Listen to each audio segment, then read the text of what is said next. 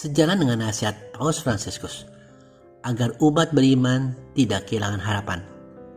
Selama bulan Kitab Suci Nasional tahun 2022, kita akan merenungkan dan belajar firman Tuhan bersama Nabi Amos dan Nabi Hosea tentang bagaimana menumbuhkan harapan untuk menangkis mentalitas keagamaan palsu, untuk melawan ketidakadilan, untuk mengenal kasih setia Allah, dan untuk mengenal Allah yang penuh kerahiman. Shalom, saya Agustinus. Selamat datang pada channel Touching Heavens. Mohon like dan subscribe untuk membantu channel ini bertumbuh dan firman Tuhan semakin diwartakan. Pada pertemuan keempat, kita akan membahas tema Allah sumber harapan karena kerahimannya.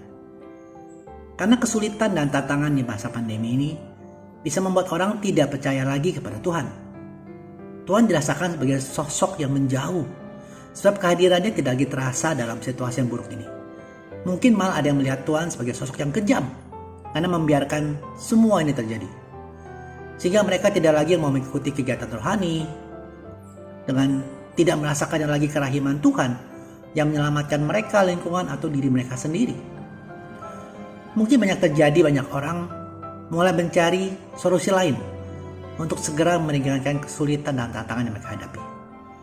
Solusi ini bisa berupa mengandalkan kekuatan manusia semata, seperti solusi cepat dengan meminjam uang tanpa jaminan, atau melakukan kecurangan dalam usaha atau pekerjaan, atau bahkan sampai melakukan kejahatan.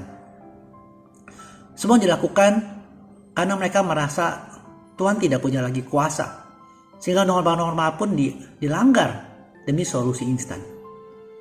Meskipun semua akan ada konsekuensinya, bahkan akan membayar lebih mahal. Bayangkan, saat melakukan kejahatan akan berujung pada hukuman penjara, atau mengambil pinjaman tanpa persiapan atau tanpa jaminan akan berujung kepada hutang yang mendalam. Selain hal mengandalkan manusia, ada pula yang menjadi solusi dengan ilah lain, dengan datang ke orang pintar, atau berdoa ke tempat-tempat keramat dengan harapan mendapatkan solusi dari kuasa-kuasa supranatural. Hal ini lebih berbahaya lagi, karena kuasa-kuasa iblis dapat berpengaruh sampai keturunan-keturunan selanjutnya. Tindakan-tindakan seperti ini adalah tindakan tidak setia kepada Allah. Bahkan diberikan istilah sebagai tindakan zina oleh Nabi Hosea di kitab Hosea 2 ayat 1. Tindakan serupa juga terjadi dan dilakukan oleh bangsa Israel di zaman Perjanjian Lama. Mereka tidak setia dan meninggalkan Allah yang hidup. Mari kita membaca dan belajar dari bacaan kitab suci pertemuan ini yang diambil di Hosea 11 ayat 1 sampai 11. Ketika Israel masih muda, kukasihi dia, dan dari Mesir kupanggil anakku itu. Makin kupanggil mereka, makin pergi mereka dari hadapanku. Mereka mempersembahkan kurban kepada para Baal dan membakar korban kepada patung-patung. Padahal akulah yang mengajar Efraim berjalan dan mengangkat mereka di tanganku. Tapi mereka tidak mau insaf bahwa aku menyembuhkan mereka. Aku menarik mereka dengan tali kesetiaan, dengan ikatan kasih. Bagi mereka, aku seperti orang yang mengangkat kuk dari tulang rahang mereka. Aku membungkuk kepada mereka untuk memberi mereka makan. Mereka harus kembali ke tanah Mesir dan ke Asyur akan menjadi raja mereka, sebab mereka menolak untuk bertobat. Pedang akan mengamuk di kota-kota mereka, akan memusnahkan palang-palang pintu mereka, dan akan memakan mereka di benteng-benteng mereka. Umatku betah dalam membelakangi aku. Mereka memanggil kepada Baal dan berhenti meninggikan namaku. Masakan aku membiarkan engkau, hai Efraim? Menyerahkan engkau, hai Israel? Masakan aku membiarkan engkau seperti Atma, membuat engkau seperti Zeboim? Hatiku berbalik dari dalam diriku. Belas kasihanku bangkit serentak. Aku tidak akan melaksanakan murkaku yang menyala-nyala itu. Tidak akan membinasakan Efraim kembali. Sebab aku ini Allah, bukan manusia, yang kudus di tengah-tengahmu. Dan aku tidak datang untuk menghanguskan. mereka akan mengikuti Tuhan. Ia akan mengaum seperti singa. Sungguh, ia akan mengaum. Maka anak-anak akan datang dengan gemetar dari barat. Seperti burung dengan gemetar datang dari Mesir. Dan seperti merpati dari tanah Asyur. Lalu aku akan menempatkan mereka lagi di rumah-rumah mereka. Demikian firman Tuhan. Teman-teman, perikop ini menggambarkan perjalanan relasi Tuhan dengan umat Israel di Perjanjian Lama. Secara khusus melalui Nabi Hosea, Tuhan meriwayatkan kembali perjalanan mereka keluar dari Mesir.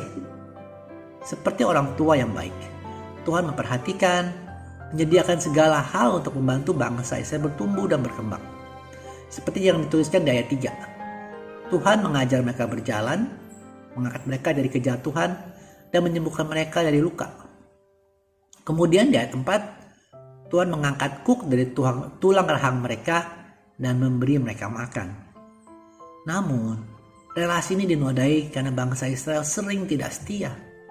Meski itu begitu banyak dan luar biasa pemeliharaan Tuhan atas mereka, orang Israel bukannya bersyukur dan menunjukkan kesetiaan mereka kepada Tuhan, malah mereka sering berpaling kepada ilah-ilah lain dan meninggalkan Tuhan. Sikap bangsa Israel yang tidak setia dan tidak peduli terhadap Tuhan memunculkan konsekuensi ganda. Yang pertama, konsekuensi mereka harus kembali ke Mesir untuk merasakan kembali situasi penindasan tanpa pertolongan. Konsekuensi kedua, mereka akan jatuh ke tangan penguasa lain. Bangsa Israel akan mengalami perbudakan di tanah mereka sendiri. Kota mereka akan diserang hingga akhirnya kota mereka runtuh dan bangsa Israel pun dibuang ke negeri Babel. Semestinya bangsa Israel ini dibinasakan sebagai konsekuensi dari hukuman mereka. Namun Tuhan tidak melakukannya karena kasih-Nya yang luar biasa. Tuhan menunjukkan kemurahan dan kesabarannya dalam menghadapi bangsa Israel. Karena ini merupakan ajakan dari Tuhan untuk setiap orang Israel untuk bertobat. Pertobatan akan menyelamatkan mereka dari penindasan baru oleh Tuhan yang tidak membawa kehidupan seperti Dewa Baal. Tapi jika bangsa Israel bertobat dan kembali kepada Tuhan yang hidup, mereka akan masuk kembali ke rumah mereka dan menikmati keselamatan yang anugerahkan Tuhan kepada mereka. Dengan renungan ini, kita diingatkan kembali bahwa Tuhan yang berbelas kasihan tetap hadir dalam segala situasi. Di tengah segala perubahan yang drastis dan kehancuran sistem-sistem yang ada di masa pandemi, Tuhan tetap berjalan bersama umat-Nya melewati segala tantangan dan kesulitan. Tuhan tidak pernah jauh, teman-teman. Tuhan tidak pernah meninggalkan kita. Kasih Tuhan ini tidak pernah berubah.